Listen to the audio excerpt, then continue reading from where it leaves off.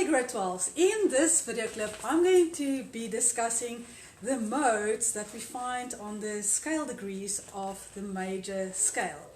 So this is very interesting, it's very different because we grew up as classical musicians, we grew up with keys, and modes are just completely different from keys.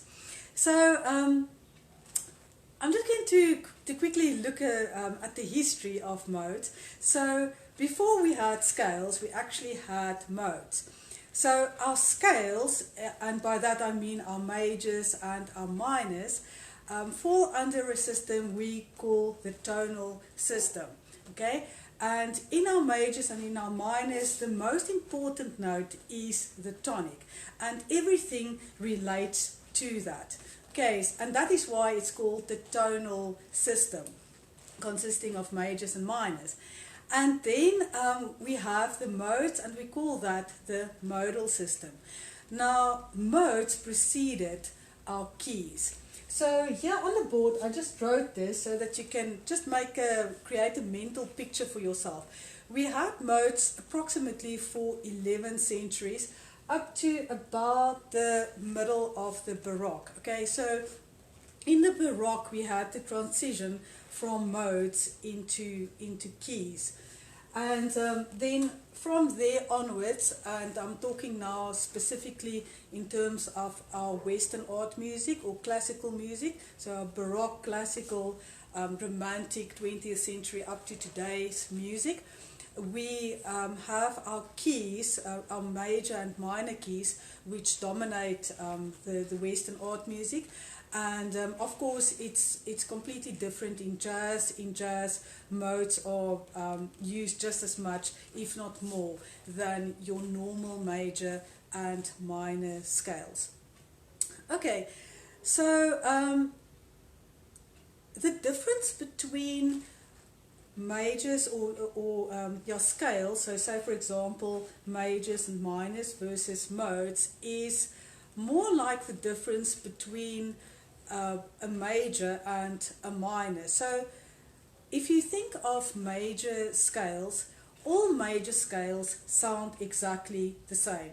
Yes, they start on different pitches, but whether I play A major or C major, it's got the same sound. Okay, whether I play B minor or E minor, it's got exactly the same sound, except that it starts on different notes. But when it gets to modes, each mode has got a different character. And when I'm explaining modes this afternoon, I want you to realize that I'm doing it from the perspective of keys. Okay, so you and I already understand keys, so I'm looking from this perspective, from the perspective of keys, onto modes. So our musicians in the early Baroque and in the centuries leading up to that, they didn't have keys at all. Okay, so they only thought in terms of modes. Okay, so I'm just going to quickly explain the basics of modes, and then I'm going to actually play it to you. Okay, so if we look at C major, and you can see that I wrote out 2 octaves of C major here. How the modes work is we take, say for example, C major, and then we go from the 1st scale degree to the 8th scale degree. And that is known as the Ionian mode. Okay, so the major in terms of modes is known as the Ionian mode. So here you can see I wrote it for you. So if we go from the 1st scale degree to the 8th scale degree, or 1 to 1, we've got the Ionian mode. And then if we play from 2 to 2, we call it the Dorian mode. So it's C major key signature, but we start on the 2nd scale degree, and then we call it the Dorian mode. Then the Phrygian mode is from E to E, so that's when we start on the 3rd scale degree. Then we get the Lydian, and that's from 4 to 4. So in context of C major, it's going to be F to F. And then if we play from the dominant to the dominant, we have the Mixolydian mode from G to G. And then when we get to 6, that's A to A, and that is known as the Aeolian mode. And when I discuss scales, the minor scales, I was telling you about the natural minor, which is also known as the Aeolian mode. And here you can see it, it's from A to A, and yes, also known as the natural minor. Okay, and then the last mode is from the leading tone to the leading tone. So if we are in C major, it's going to be from B to B, and that is known as the Locrian mode. Okay, so let's see how the different modes sound. So the Ionian mode sounds like this. If I start on C. Okay, and you know that is C major, but for our musicians prior to the Baroque, they knew it as the Ionian mode. Now I'm going to play from D to D. So listen to this, to the difference in sonority. I love this mode. It's got this major minor blend. Okay, let's play it again. Very interesting. Okay, and then we've got the Phrygian, so that is from E to E. So listen how different this sounds again. And then we have our Lydian from F to F. Okay, and remember this is now all just using C major's key signature. Okay, and then we have our mixer Lydian mode, and that is from G to G. Okay, so it almost sounds like G major, but of course there's not an F sharp there. And then we've got our Aeolian mode, so the natural minor. Okay, and you can hear we don't have the raised leading tone there, which we would have in the in the harmonic minor. And then the final one is the Locrian mode from B to B. I'm just going to take it an octave lower.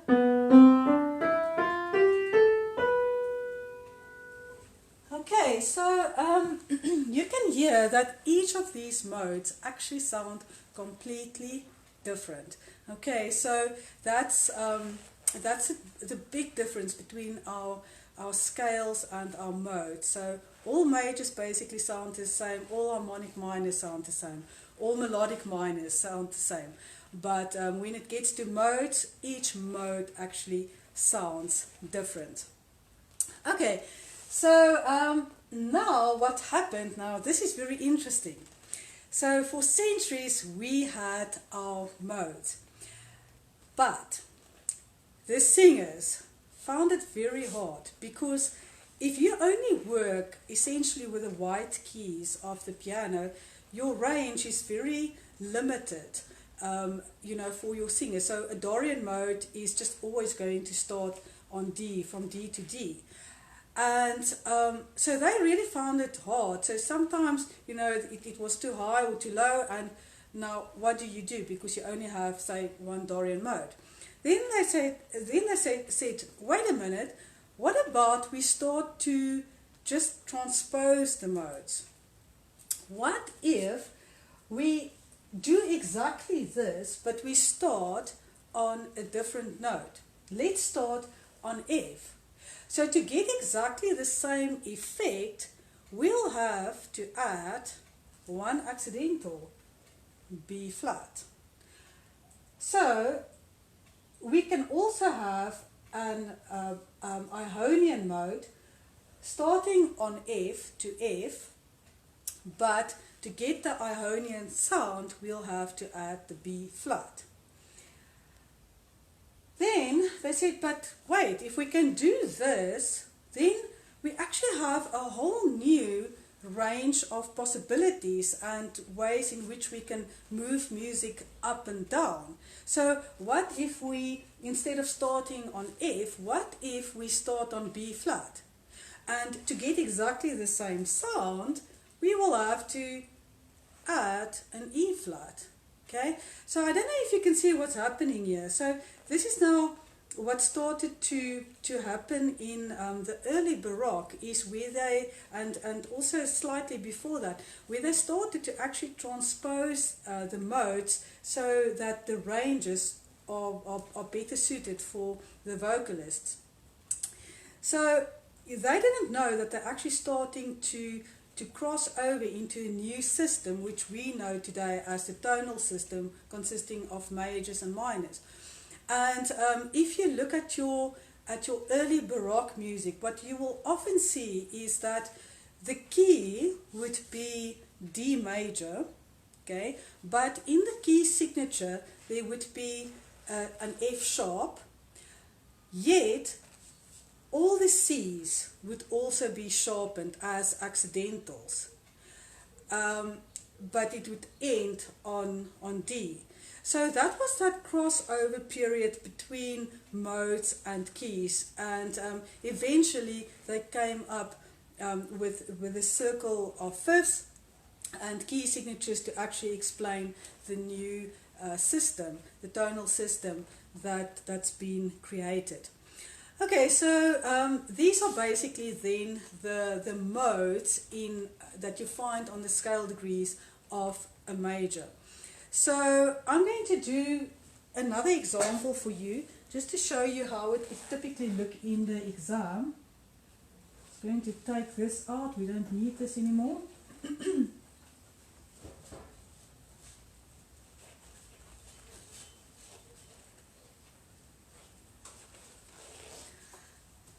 Okay, so say for example, they ask you to write, let's take something like, they're asking you for the Mixolydian mode on G. Okay, let's just make it treble clef ascending. Okay, so what you have to do when they ask you for the Mixolydian, I don't know why I'm saying mixo, a Mixolydian mode on G, is, so the Mixolydian mode is always from the dominant to the dominant, no matter what scale you're working in. So in C major, it's going to be from the G to the G. Let's take another example. Let's rather take this.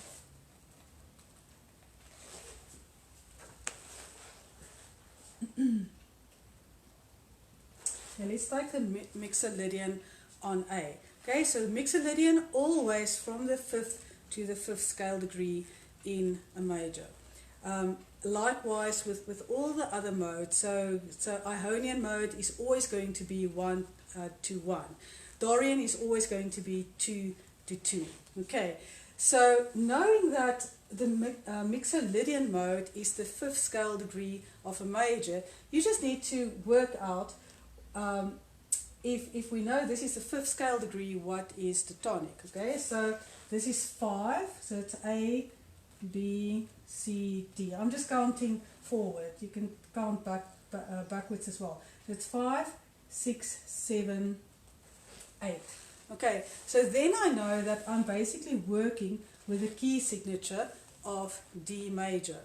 So let's okay, I'm just going to use the key signature then. So F sharp and C sharp for D major. And then we just start the scale on the 5th scale degree to give us the Mixolydian mode. In other words, A.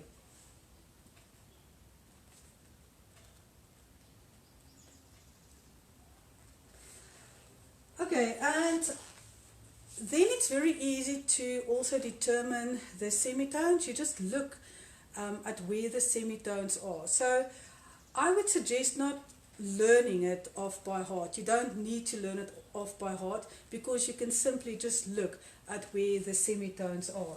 So in the Mixolydian, so this is my 5th scale degree in the major.